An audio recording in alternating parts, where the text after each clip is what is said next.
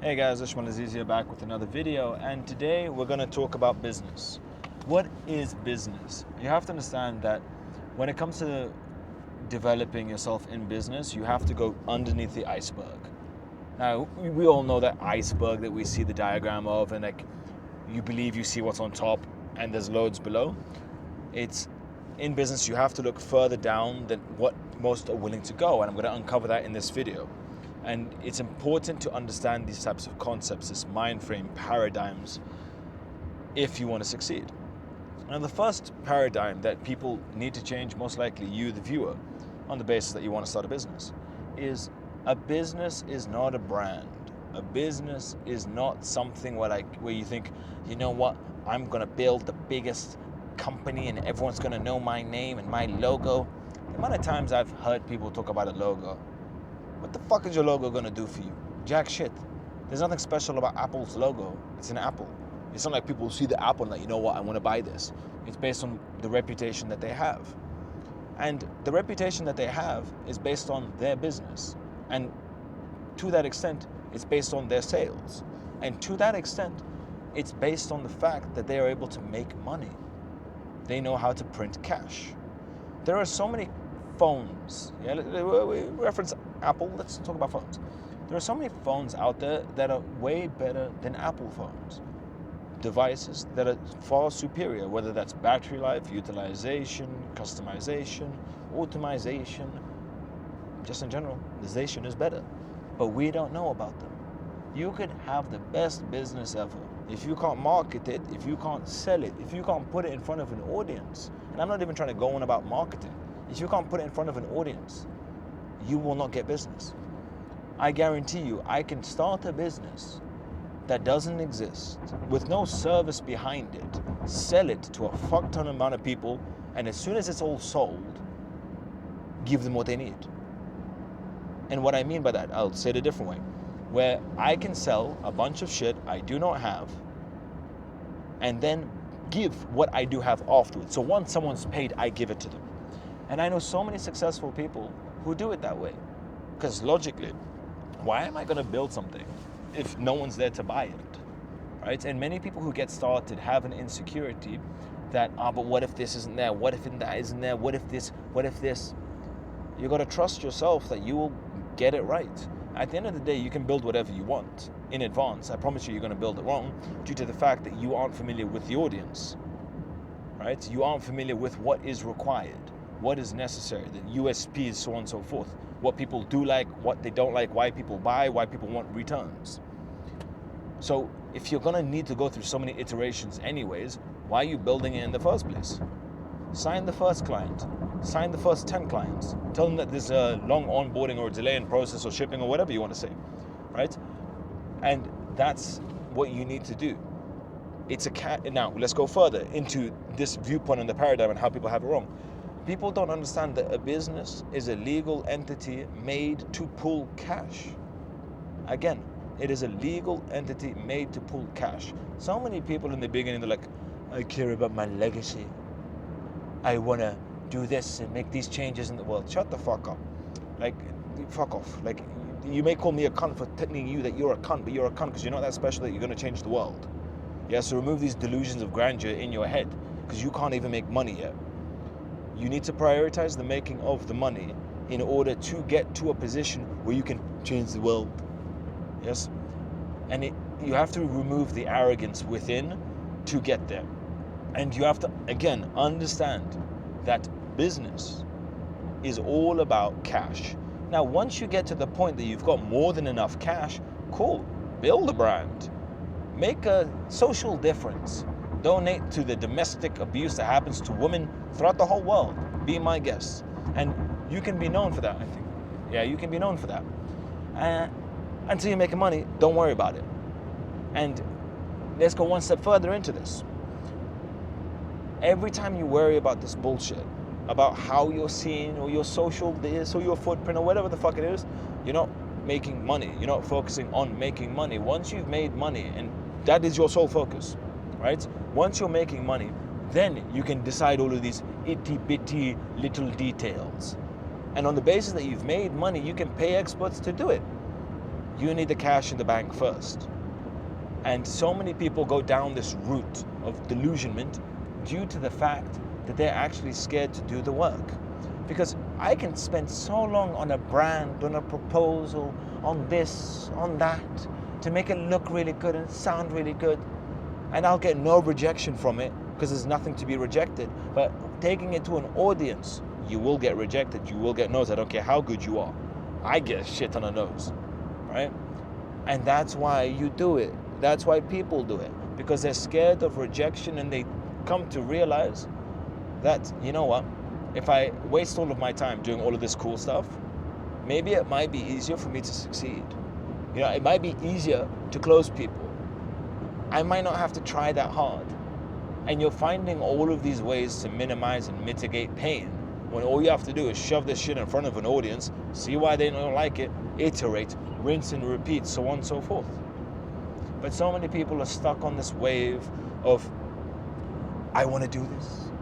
Like there's one person, I'm an absolute low IQ individual, believes to be an high IQ. How much you want to make in a year? She said to me how much she wants to make in the first year of business. She's like, look, my target's 1 million. And I said, and how much did you fucking make? Made jack shit. Made negative jack shit. And this isn't for me to judge her. I don't judge her. Like, I didn't make money for the first 3 years. But it's the disillusionment that you can just come into business and think, I'm going to make $1 million a year. Shut the fuck up, you know.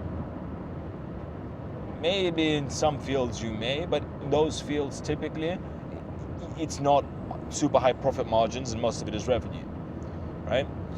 You have to recognize that you have to start at the bare roots, and that's getting in front of customers. Don't care about anything else in the business. You have to look at the business from the point of view, does it make cash? Do I get cash up front? How many steps away is this part of the process to making cash?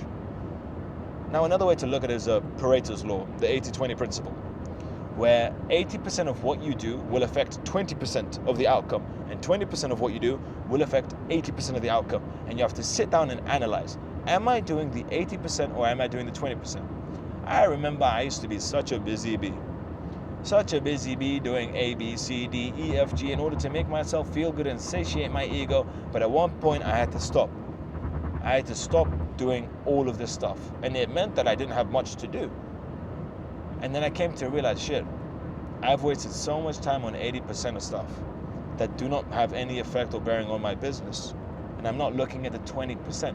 And when I started doing the 20%, oh my goodness, I got results. There will be times that I'm not doing jack shit because there's no 20% to do. And I'm not going to waste my time taking over the responsibility of an 80% because that's a waste of my time, right? Now, obviously, in the beginning, another big thing. If you, for a second, are thinking, you know what, let me hire my business out. I'm going to get this person and that person and this person and that person. Please shut the fuck up and fuck off. I've met so many people who say to me, I'm going to automate my business in 1 minute. Yes, and everything's going to be automated and I'm going to get money, passive income. Fuck off. Genuinely fuck off. Like, you will not succeed. I promise you, you have my word, you will not succeed. You need to go through every part of the business, even if it's complicated, even if it's easy, and you need to be the best person that you can find in each part of the business. And this isn't even from the ego point of view of humbling yourself. It is so that you can hire people who are good. Until you are good at something, you will not know what it takes to be good at that one thing. And then anybody who is a little bit better than you will think is good at that. Sales is a great example, where people hire sales reps, but they're shit at sales, but that person is a little bit better, so they convince them that they're good at sales, but they've got a shit sales rep. And now they're wasting money sending stuff to that sales rep. You need to get good at all aspects of your business. And in an ideal world, you need to be the best at each aspect of your business.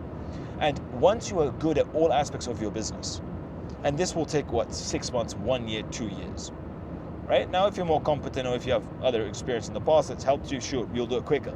But on the basis that that isn't the case, right? Once you've done all parts of the business and you're doing all parts of your business, you need to then look at, you know what? This is when you hire.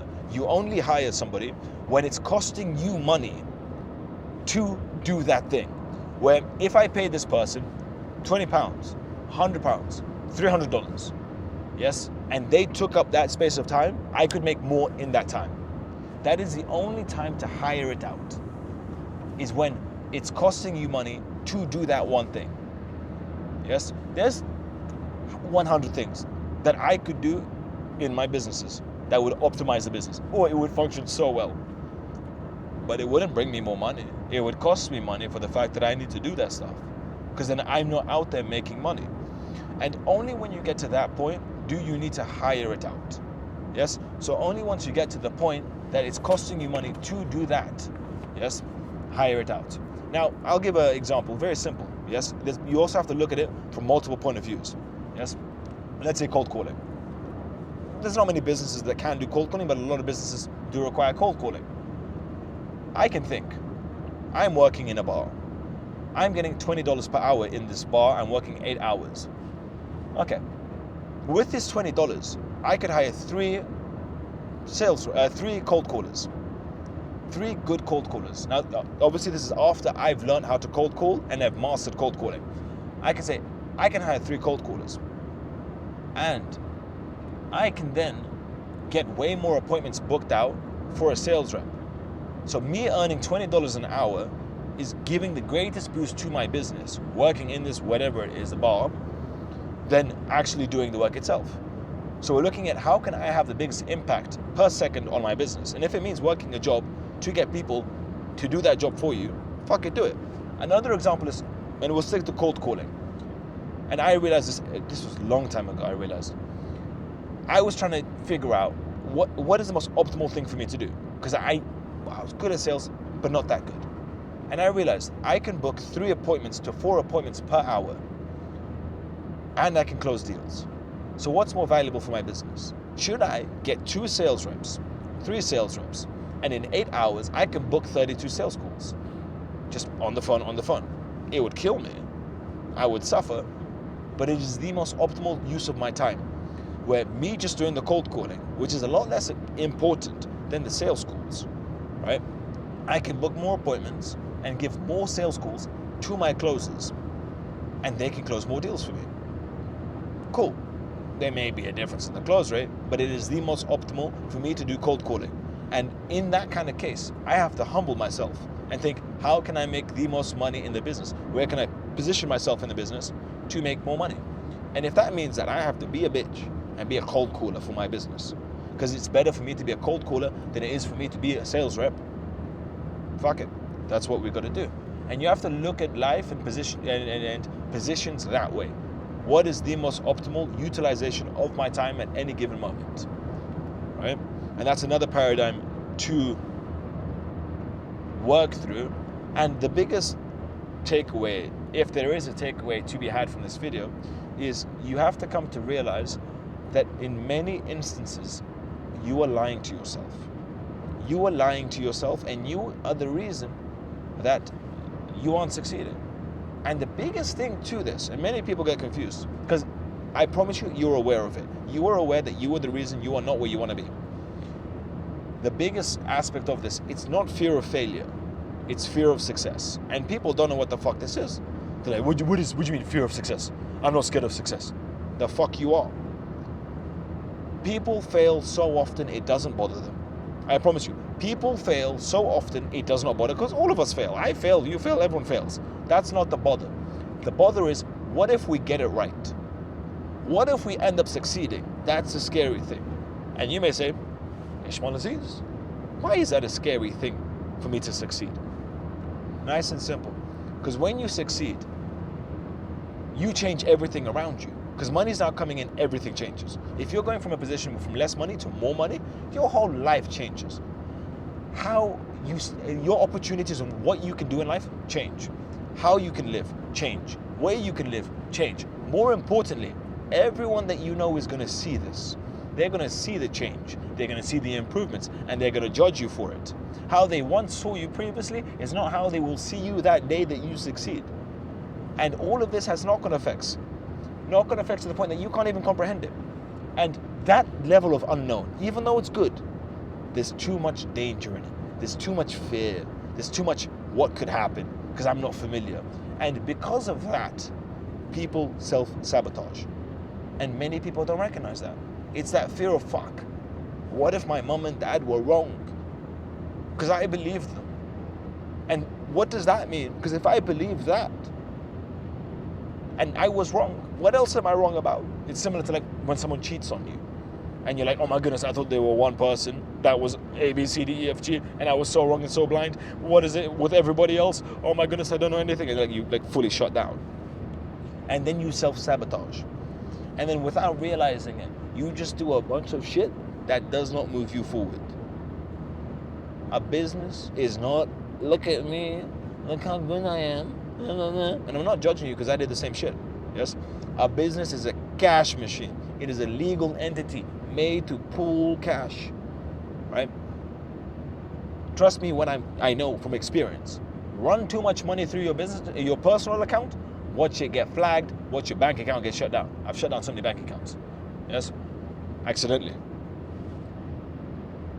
A business is a legal entity to pull cash. The reason that people do businesses is to pull cash.